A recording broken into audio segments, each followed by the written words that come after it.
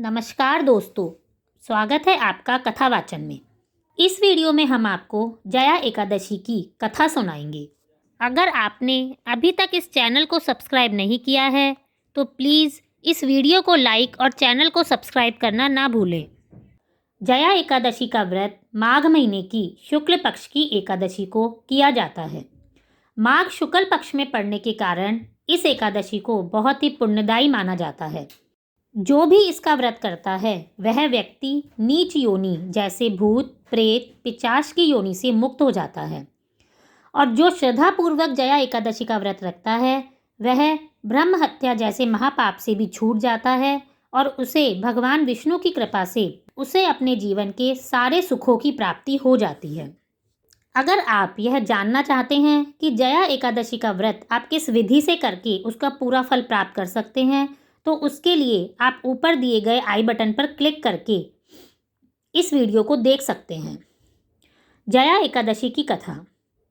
एक बार धर्मराज युधिष्ठिर बोले, हे भगवान, आप कृपा करके माघ शुक्ल एकादशी का वर्णन कीजिए। तब भगवान ने कहा कि मैं तुम्हें पद्म पुराण में वर्णित इस एकादशी की महिमा की एक कथा सुनाता हूँ। एक बार देवराज इंद्र स्वर्ग में राज किया करते थे। सारे देवगण सुखपूर्वक स्वर्ग में रहते थे। एक समय इंद्र अपनी इच्छा के अनुसार नंदनवन में अप्सराओं के साथ विहार कर रहे थे और गंधर्व गान कर रहे थे। उन गंधर्वों में प्रसिद्ध पुष्पदत्त और उसकी कन्या पुष्पवती भी उपस्थित थे। साथ ही मालिनी का पुत्र पुष्पवान और उसका पुत्र माल्यवान भी उपस्थित थे।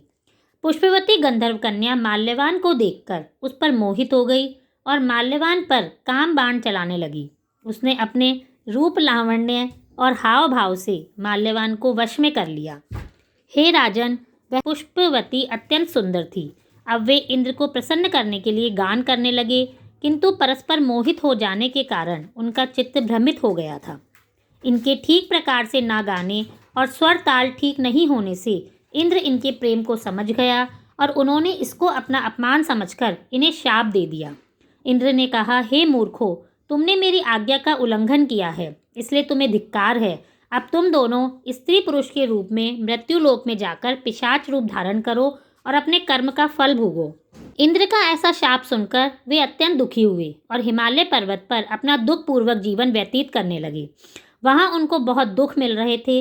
उन्हें एक क्षण के लिए भी निद्रा नहीं आती थी। वह जगह अत्यंत शीत थी, इससे उनके रोंगटे खड़े रहते। एक दिन पिशाच ने अपनी स्त्री से कहा कि पिछले जन्म में हमने कौन से पाप किए थे जिससे हमको यह पिशाच योनि प्राप्त हुई है। इस पिशाच योनि से तो नरक के दुख सहना ज़्यादा उत्तम है। अब हमें किसी प्रकार का पाप नहीं करना चाहिए।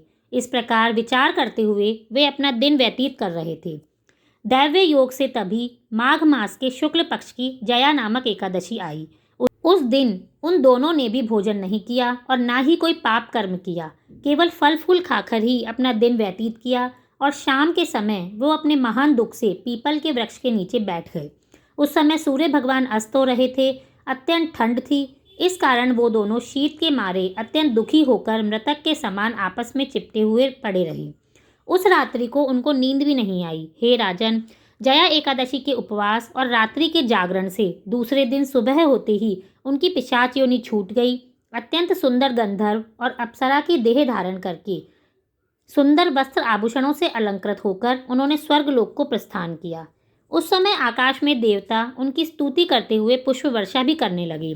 स्वर्गलोक में जाकर इन दोनों ने देवराज इंद्र को प्रणाम किया।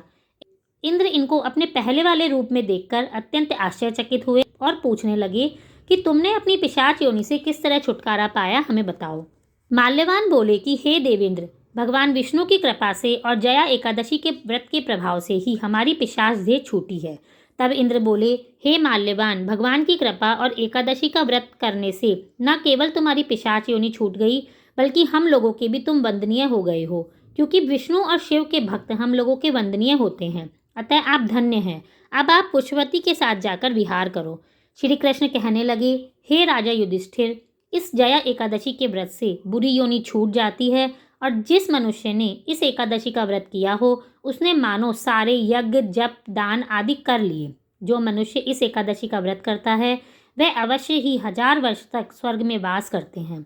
आप सभी को जया एकादशी की बहुत बहुत शुभकामनाएं। धन्यवाद।